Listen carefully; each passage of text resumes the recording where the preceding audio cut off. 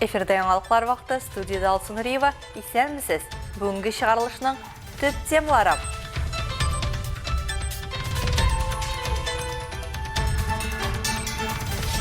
Кырык гаскәрләренең куәтле көче. Түбән Мактама бистәсендә танкистчылар көненә багышланган тантаналы митинг узды.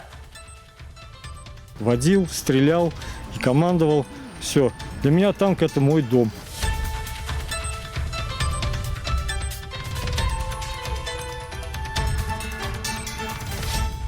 Татар халкы тарихында эз калдыручылар. Калабызда шәхесләребез сериясендәге китапны тәкъдир итү кичәсе үткәрелде. Менә шушы китаплар, ягъни шәхесләребез сериясеннән чыга торган күп томлыклы җәүһәрләребез, алар менә шушы сүзләргә мисал булып торалар.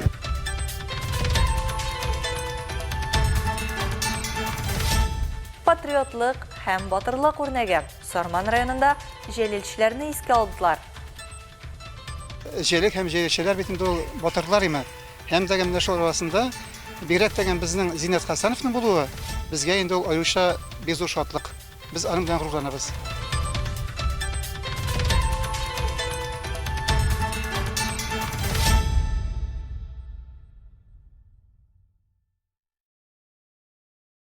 Түбән Мактама бистәсендә танкистлар көненә багышланган тантаналы митинг узды. Шара мактамалыларны һәм бәйрәмнең төп геройларын җыйды.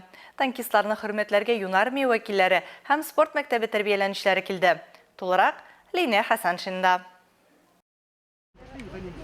Митинг танк аскерләрендә хезмәт иткән ветераннар һәм хезмәт итүчеләргә хөрмәт йөзе. Бергә җыелган һәркем танк аскерләренең ил тарихында әһәмиятен һәм ватанны саклауда аларның ролен билгеләп үтте. Танк без наших доблестных. Безнең батыр сержантлар, офицерлардан башка танк берни тормый. Шул батырлык аркасында барлык сугыш компанияләре җиңү белән бара.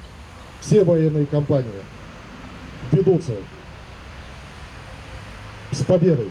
Вячеслав Сенин үз чыгышында төрле хәрби конфликтларда катнашкан танкистларның атаклы батырлыклары турында хәтернең мөһимлеген ассызыклады. Котлауларга танк аскерләре ветераннары кушылды. Алар үзләренең хезмәте турындагы истәлекләре, кыенлыклар аркылы үткән дуслары турында сөйләде. Это танк мой любимый. Бу минем яраткан Т-64Б танкы. Мин аңарда хезмәт иткән идем. Казан танк училищесын тәмамлаганнан соң 1990 елда мин нәкъ менә шушы танкта хезмәт итә башладым. Мин бу танкларда яшәдем, йокладым, ашадым, аларны йөрттем. Минем өчен танк, минем йортым. Водил, стрелял и командовал. Все. Для меня танк — это мой дом. Михаил Шатрилов Советлар Союзы кораллы көчләре сафларына 53 ел элек алына. Белоруссиядә танк аскерләрендә хезмәт итә. Механик машина йөртүчегә укый. С отличием закончил, меня оставили механиком-инструктором. Бишлегә тәмамладым. Мине механик-инструктор итеп калдырдылар. Егетләрне танклар йөртергә өйрәттем. Танк дәһшәтле сугыш машинасы. Шул ук вакытта назлы, иркәләүне ярата. Хәрәкәттә бик салмак. Төннәрен Т-64 танкларын сынарга туры килде. Алар яшерен иде. Мин танк аскерләренә хезмәт итәргә эләгүем белән горурланам. Чөнки танк аскерләре коры җир аскерләренең төп удар көче ул. Ну, я вот горд тем, что я попал служить в танковые войска. Потому что танковые войска — это главные ударные силы сухопутных войск. Без них никуда.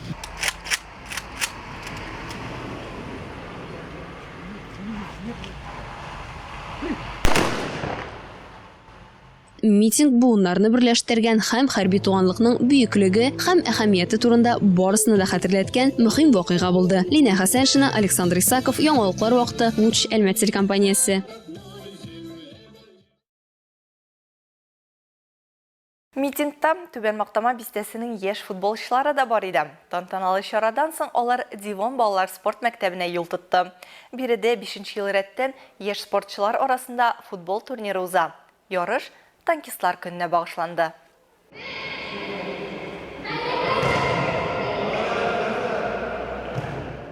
Спорт бәйрәме бистәнең футболда үз осталыкларын күрсәтергә һәм дустана көндәшлектә катнашырга теләгән яшь егетләрне җыйды.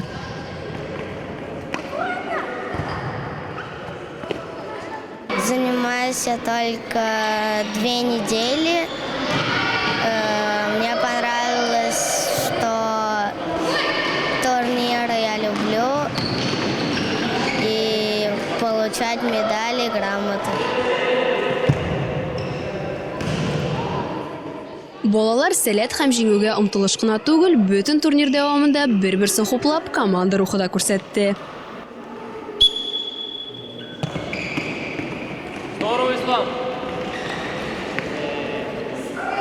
Каждая тренировка хорошая. Всегда люблю на тренировки приходить. Занимаюсь 6 лет. Люблю, потому что спорт интересно.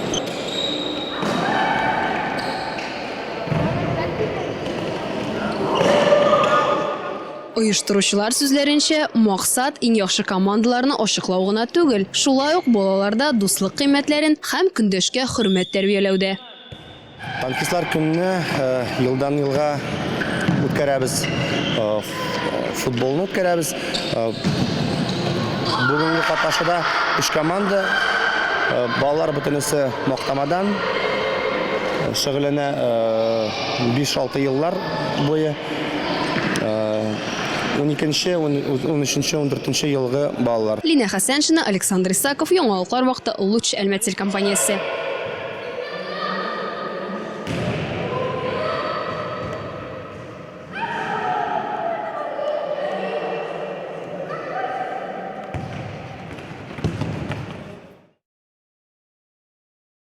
Берничә буын кешеләре өчен патриотлык, батырлык һәм ныклык үрнәге. Сарман районының Иске Кәшер авылында 80 еллык Бөек Ватан сугышы вакытында гомерләре өзелгән герой шагыйрь Муса Җәлил һәм аның көрәштәшләрен искә алдылар.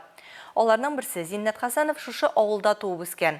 Аның бюсты янына җәмәгатьчелек вәкилләре, мәктәп укучылары, авыл халкы һәм кунаклары җыелды. Геройларны искә алу очрашуын безнең Төшерү төркемендә күреп кайтты. Көнләр матур аклар ява, күңелдә дәрт уятып. Тынычлык өчен көрәшкән Фават абый Булат. Истәлекле чара катнашучылар өчен гражданлык бурычын, рухны һәм ихтыярны гәүдәләндерә торган җәлилчеләрне искә төшерү һәм патриотлык бәйрәменә әверелде. Оештыручылар чираттагы тапкыр аларның тарихын һәм батырлыгын искә төшерде. Аларга үлем җәзасын бирергә таләп итә. Судьяның гаебегезне таныйсызмы дигән соравына, безнең бернинди гаебебез дә юк. Без тик туган ил алдындагы бурычыбызны гына үтәдек дип җавап бирәләр. Җәлилчеләрнең берсе Зиннәт Хәсәнов 1916 елда Иске Кәшер авылында туа. Биредә 7 еллык мәктәпне тәмамлый. Иске Кәшер авыл җирлеге башлыгы Раян Дәүләтҗанов үз чыгышында җәлилчеләрнең батырлыгы үз халкына булган көчле ихтыяр һәм ялкынлы мәхәббәт символына әйләнде дип билгеләп үтте. Очрашу кысаларында кунаклар аның тормышыннан өзекләр искә төшереп, иҗади номерлар күрсәтте һәм патриотик шигырьләр укыды. Без аңашы тордык күрше генә, дивар аша чиртеп сөйләштек, юатындык сынык күңелләрне бер-беребезгә теләк теләштек. Без инде шиксез бик шатбыз име. Шундый безнең авылдан шундый батырның чыгу белән. Чөнки бу бит инде безнең авылдан түгел, безнең Сарман районы буенча түгел име. Безнең Татарстан буенча, безнең илебез буенча бит инде җәлек һәм җәлилчеләр бит инде батырлар име. Һәм дә менә шул арасында бигрәк тәгән безнең Зиннәт Хәсәновның булуы безгә инде ул аюша безур шатлык. Без аның белән горурланабыз. Рәмзия Закировның чыгышын тамашачылар аеруча дулкынланып каршы алдылар. Аның әйтисе Гәрәй Кәримов авылдашы Зиннәт Хәсәнов белән бергә әсирлектә була. Ул әтисенең Бөек Ватан сугышы турындагы истәлекләре белән уртаклашты һәм аның җәлилчеләр белән очрашуы турында сөйләде. Зиннәт Хәсәнов әйткән: "Сез, иптәшләр, менә миңа ничек ышанасыз? Менә абыйга да шулай ышаныгыз. Абый безнең бер вакытта да сатлык жан булмас. Миңа ышанган кебек аңа да ышанырга кирәк" дигән. Шуңа күрә әти булар тирәсендә дә әзрәк утырып тора булган инде, тыңлап тора торган булган. Буларның сөйләшкәннәрен. Иске Кәшер авылында яшәүчеләр үзләренең каһарманнарын хәтерлиләр һәм батырлыклары турында тарихи хәтерне сакларга тырышалар. Күрше Анак авылында бер урам Зиннәт Хәсәнов исемен йөртә. Авылның спорт мәйданчыгында герой авылдашы хөрмәтенә аллея бар. 6 торак пункттан 100-гә якын укучы белем алучы мәктәптә аның исемен горур йөртә. Агымдагы елның 20 маеннан уку йортында Кызыл Ромашка дип исемләнгән батырлык һәм патриотизм мәктәбе ачыла. Балалар берләшмәсе Зиннәт Хәсәнов исемендәге дружинадан тора. Аңа җәлилче исемнәрен йөрткән 10 отряд керә. Зиннәт Хәсәнов һәм авыл тарихы музеенда бай фонд тупланган. Бұрынғы күн күреш әйберләре, вакыт узу белән саргайган тарихи документлар һәм исәпсез-хисапсыз фотографиялар. Музейда Зиннәт Хәсәновның үз куллары белән ясаган эшләнмәләр дә саклана.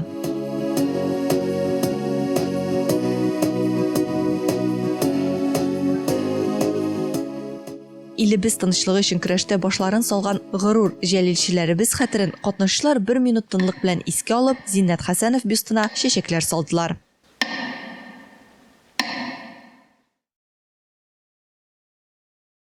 Үткәннәргә күз салып, татар халкы тарихында из калдырган бөек кешеләрне искә төшерергә һәм мәңгеләштергә. Шул максат Ләриза Фәхретдин исемендәге 1-нче гимназиядә шәхесләребез сериясендәге китапны тәкъдир итүкчә сузды. Китаплар җыен татар телен һәм мәдәниятен саклау һәм үстерү фонды тарафыннан Татнефть компаниясенең финанс ярдәме белән чыгарылды. Презентациядә безнең төшерү төркемендә булып кайтты. Сүз Ләйсән Галиевага.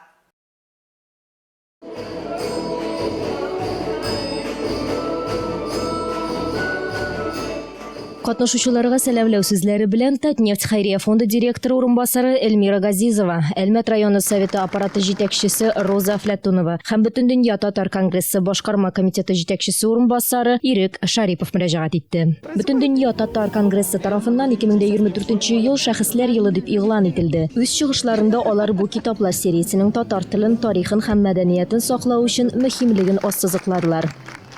Шәхесләребез проекты ул Бөтендөнья татар конгрессы өчен иң мөһим проектларның эшләренең берсе. Без моңа бик зур игътибар бирәбез.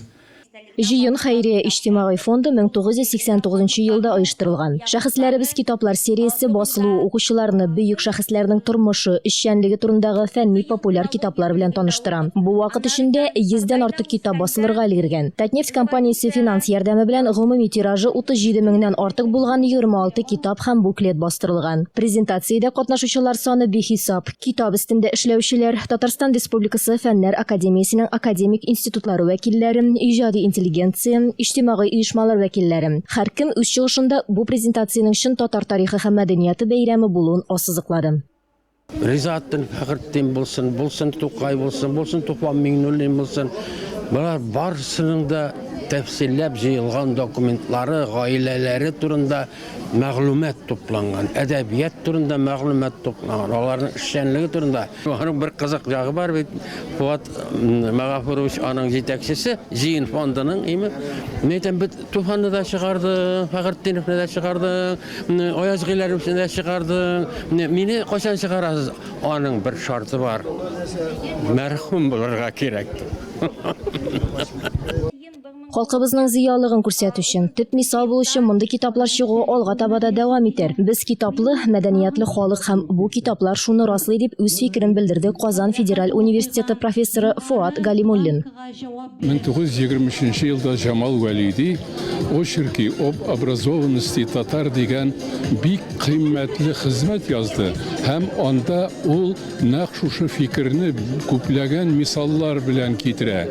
Һәм инде 19 гасырда Алмадидан килгән немец профессоры шундый нәтиҗә ясады.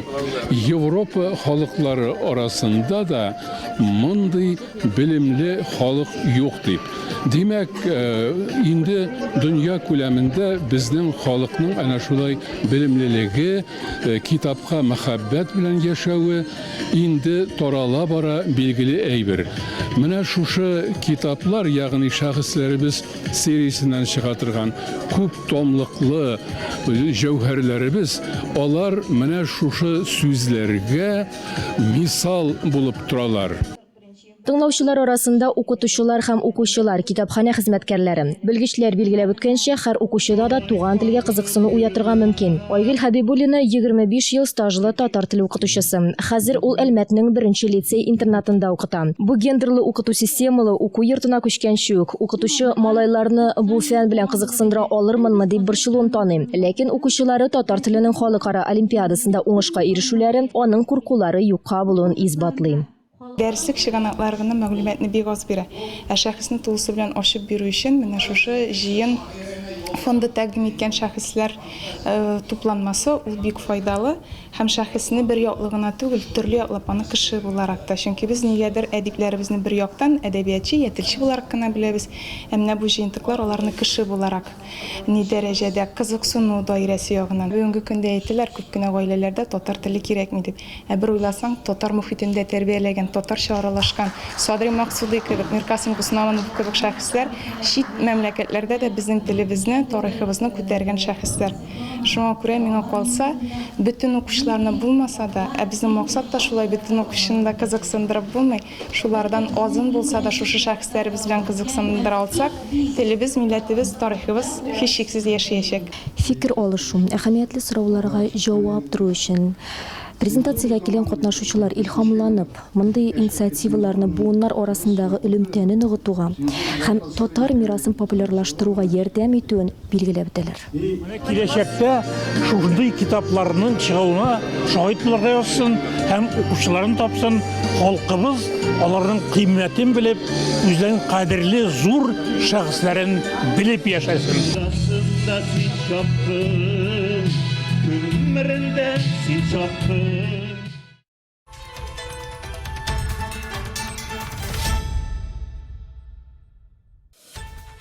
Хөрмәтле тамашачыларыбыз, яңалыклар чыгарылышының туры трансляциясын сез ВКонтакте социаль челтәренә кереп, Лучәлмәт төркемендә сәгать кичке 7-дә карый аласыз. Безнең иң кызыклы сюжетларыбызда рәсми аккаунтларыбызда урнаштырыла. Бүгенге чыгарылышта шулар иде. Мин Алсу Нуриева һәм монтаж операторы Динара Сытинская сезнең белән саубуллашабыз. Исән-имин булыгыз.